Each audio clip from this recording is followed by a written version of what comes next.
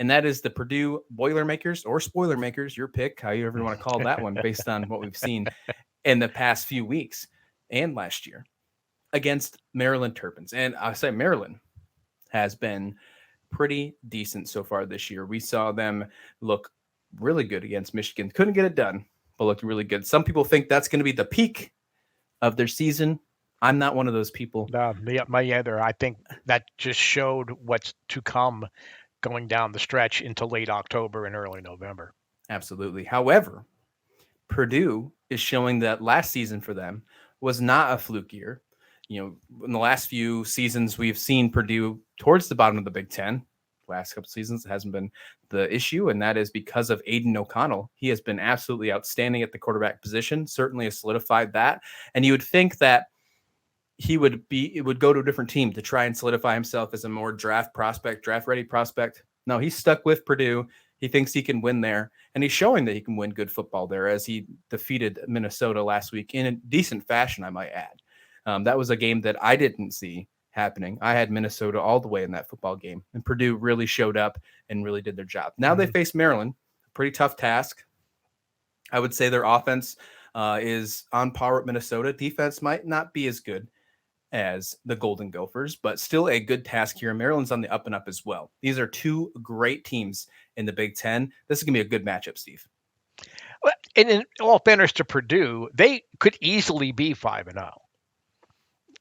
There were two late plays, fourth quarter plays against both Penn State and Syracuse. They could be 5-0. Do I think they're a 5-0 team? Well, no. They're going to have to come out and they're going to have to establish the running game. Maryland's defense has been okay. I mean, it's not bad. It's not great, but it's been okay. But if they don't establish that run, I wonder if, as good as O'Connell is, I wonder if Purdue can really get it done and stay in the game all the way. I think Maryland on the offensive side of the ball, if they can give Talia,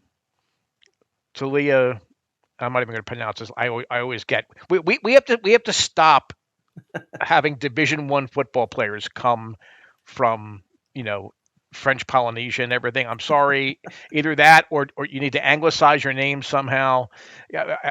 Old men like me can't be spitting this stuff out. But I think if Tua's brother is given the time, there you go. That's so sad. I'm sorry. Seriously. I'm not trying to offend anybody out there. It's just, I'm an old man. My teeth will fall out if I keep trying to pronounce these names too often. If Tua's brother gets time and he can kind of have a nice balanced attack running and passing, I think Maryland pulls away late, sort of like how Penn State and Syracuse did. Purdue's offensive line, though, has really – they should have no problems handling the Maryland, the pass rush, or even the rushing schemes that the Maryland defense puts up there. So I think it's going to be competitive for a while. I mean, I'm going with Maryland. I mean, Purdue it was a nice story, the last couple of weeks, but really, I think Maryland is in the top 5 across the board in the Big Ten. I don't know that I would put Purdue there. So I think Maryland's overall balance and talent is going to win out at the end of the day. It's a good way to look at it. And then you also have to put in perspective that Purdue won that football game against Minnesota with Minnesota's star running back not playing it all too. So that's something to keep in mind with the loss from Minnesota and that Purdue win. However, I do think this game is pretty balanced. I think this is a pretty balanced matchup between Purdue and Maryland. I think both these teams are around the same spot and will finish around the same spot in the Big Ten once the season's over. I know you're leaning towards Maryland. I don't even want to call it devil's advocate because I actually do feel a little more confident on this pick. I'm going to lean the other way and go Purdue. Purdue's actually the 3-point underdog. So honestly, it's just, I think the fact that they're away. So usually when you're a 3-point underdog away, that's almost like giving it an even money line. So over under 59. Purdue 3 points. I'll take that as the underdog. I think that they could win this one outright. I think that it's going to be a close game. I think we're going to see a shootout in this one. 59 points. The weather should be great. Should be a beautiful 60-degree day in Maryland. There's not supposed to be any rain this weekend over on this side. So I think it's going to be a fun football game. I think it's going to be a shootout. Now, we have seen them be both pretty decent defenses, and they're both decent offenses. Pretty balanced, right? That's why I think that they're going to meet each other quite well, even though I think 3 points is a really good spread for this game because I think it might end up being a 3-point win. So maybe 4, hopefully, for the spread. I'm going to take Purdue. I'm going to take them to win a really close one. They might not even get the spread, to be honest. I think they could win by 1 or 2, and I would be satisfied with this one. I think Purdue just sneaks by and wins that football game, but doesn't mean by any means that I think Maryland's a bad football team. Both these teams are going to end up battling for a top spot in the Big Ten, maybe find a way to go to the Big Ten championship, especially Purdue being in the West. Maryland's got obviously a harder task there, but Purdue needs it more. They already got 2 losses on the year. They have some tough competition, already had that win against Minnesota. They beat a good Maryland team.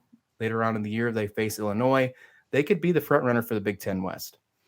And in fairness to Purdue, I have to admit that other than highlights, I have not watched a Purdue game yet. I've watched 4 of the Maryland games, and at least for a half. So perhaps my viewpoint's a little more slanted toward the Terrapins because I've just watched them more. But you made an interesting point about them now having to win against Minnesota. Can they surprise and emerge, out of the West? I think Illinois might have something to say about that. Minnesota certainly is not going to roll over and die and say, "Oh, we lost to Purdue, so our season's over." But that's an interesting observation. Who gets to go and get blown out by either Ohio State or Michigan? That's. I don't want to completely count out Iowa because we've seen that they've always had a good defense in the past. However, Iowa offense to me is just completely an app and is just not going to push anywhere. So in my mind, it's a 3-team race for the Big Ten West. And Minnesota is obviously at the bottom of that 3 teams in the tier because of their loss to Purdue. And then you put the Boilermakers and Illinois in that matchup. Now, Illinois does face Iowa this week, which we'll be talking about, I'm sure, here later on in the weekend. But I think we're going to get a lot of answers solved in the Big Ten West. Purdue is a really good team. Purdue is a really good football team. I know you said you haven't watched much of them this year. They're balanced. They're a very balanced football team. They have a great leader at quarterback in O'Connell. They actually just put out a really cool feature on Purdue's YouTube page about O'Connell just a few days ago. Really cool feature, about 5 minutes. It's definitely worth every second of your time to check out. I think they find a way to win this football game, but I don't think by any means is this a blowout. No, and I want to go back to what I said at the beginning when we were talking about Purdue. They have to establish the run. I think if you go out there and try to pass it all game long, I think Maryland's going to find a way. Their coach is terrific about making in-game adjustments, especially at halftime. So I think they need to try to keep the Maryland defense off balance, keep them on the field as much as they can, so that they can. I would say that if you're going to compare the quarterbacks, O'Connell is the best quarterback of the 2 that are out there. Not that Tua's brother is a bad quarterback. It's just that I think we're looking at a pro style quarterback. I think for Purdue. So if he can run that balance, establish the run early and then pass late if he has to, that could change the landscape completely. But I'm sticking with the Terps.